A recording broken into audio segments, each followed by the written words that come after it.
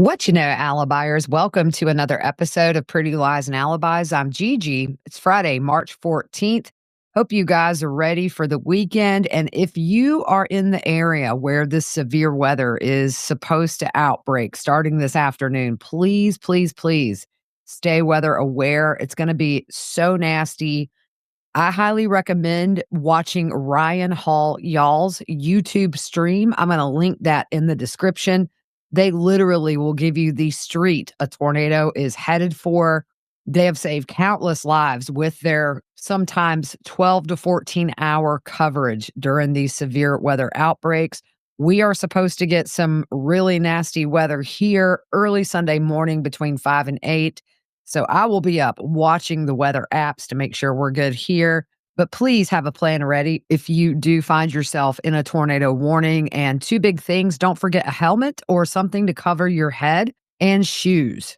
Those are two things people don't think of, but you're likely to get hurt by flying debris than you are anything else in a tornado. And also, should you find yourself having some damage to your home or property, you could be walking over glass or nails. So fingers crossed, everybody fares okay. And this does not end up being the kind of storm that meteorologists everywhere say is something rare. I woke up this morning about 7:50 and I had a text waiting for me from my friend Troy from Blunt Force Media telling me that John Mello had a bond hearing this morning. Y'all, I've never gotten out of my house so fast, but I did get there right as bond hearings were starting. Christina's sister, Tina, as well as the guardian ad litem were both in attendance, but that bond hearing was continued. As of right now, it looks like his attorney has been withdrawn. We don't know if that was at John's request or the attorney's. So I will keep you updated on any future bond hearings for him. And of course, I'll be following that when it goes to trial. As of now, he has asked for a speedy trial, and that would put this taking place in May at some point. All right, we are going to jump into some updates on missing student Sudiksha Konaki. She's been missing now for 8 days. Last seen March 6th on the beach in Punta Cana in the Dominican Republic. On the backstory episode, we talked about 22-year-old Joshua Ribe being a person of interest in her disappearance. Joshua is a senior at St. Cloud State University in Minnesota.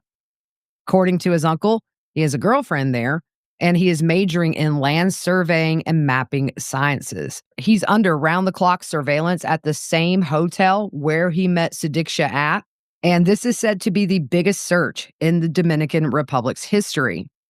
Local news stations have reported that he has retained an attorney and has refused to answer some very critical questions on the advice of his new attorney. Don't blame him for lawyering up. Also, don't put you in the best light in the media, but I do understand why he would retain an attorney.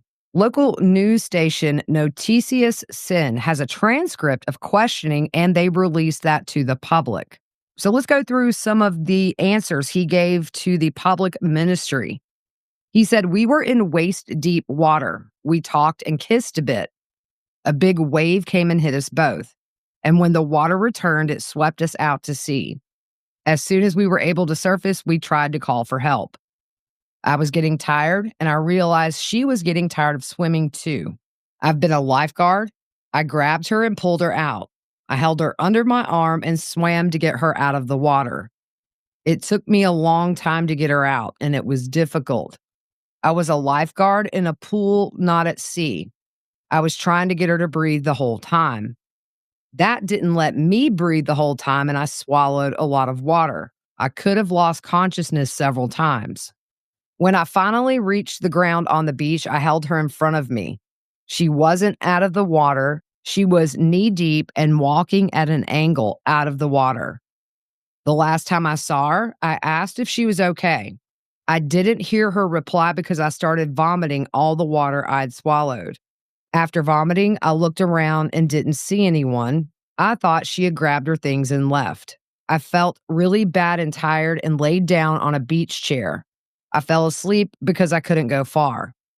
Then I woke up because of the sun and mosquitoes were biting me. I went to my friend's room to get my phone and then went back to my room to sleep. Apparently, her friends texted his friends later that day. He says that's how he found out she had not returned. Now, during questioning by authorities, there were 8 critical questions Joshua refused to answer about the case on the advice of his attorney. How can we verify that everything you have said corresponds to the truth? Could you tell us what you told your friend Carter when he was asked about the missing girl? What do you think about her disappearance? Do you think she knew how to swim or not? Do you remember if she made any gestures or cries while she was in the sea? Did you inform the authorities or the hotel what had happened to you and the girl on the beach? Did you tell your friend what had happened with you and the girl on the beach? How do you feel about the situation? The answer he reportedly gave in response to each question: my lawyers advised me not to answer that question, and I follow their advice. Investigators are re interviewing people who were with her shortly before her disappearance. Her Venmo transactions show she made 2 payments the day before she disappeared. One was to an unspecified user on March 5th. That was at 2:54 p.m. And on that transaction, she used a sailboat emoji for that transfer. The second was made at 3:38 p.m., still on March 5th. The description of that was Coco Bongo. That is a nightclub there in Punta Cana that was sent to someone she was on the trip with, and there are no accusations of any wrongdoing with the people she came down for vacation with. Joshua's Aunt Teresa has spoken out saying that he's a great kid and he wouldn't hurt a fly. Yesterday, she released a statement saying, our family is going through a very difficult time right now, and we're experiencing a lot of sadness and pain. We kindly ask for privacy as we navigate this challenging moment together. A neighbor of Joshua's, whose name is Laurel, says they are in total shock. She said, I bet my life on it. Josh did not hurt that girl. I've known Josh since he was a young boy. There's no way he would harm her or have anything to do with her disappearance. She said he was a super good kid, friendly, and a good student. If he was drunk, as I've read, that was not the smartest thing to do, but he's in college on spring break. There's no way he would have hurt the girl. I'm sure both families are devastated. Josh's family are great, typical small-town Midwest people. Josh's dad has flown in to be with his son, and sources say both he and Josh have been in contact with her parents. As of now, he could leave at any time and come back to the States. Just today, authorities announced they will continue searching for her with all hands on deck at least until Sunday. Usually after 10 days, they will scale down their searches, but they could continue on a smaller scale to search for her for up to 6 months if she isn't found. Joshua was approached in the lobby of the hotel he's staying at by the Daily Mail. When asked if he had a comment, he shook the reporter's hand but said he couldn't say anything at the moment. A source told the Daily Mail Joshua wants her to be found as much as anyone here.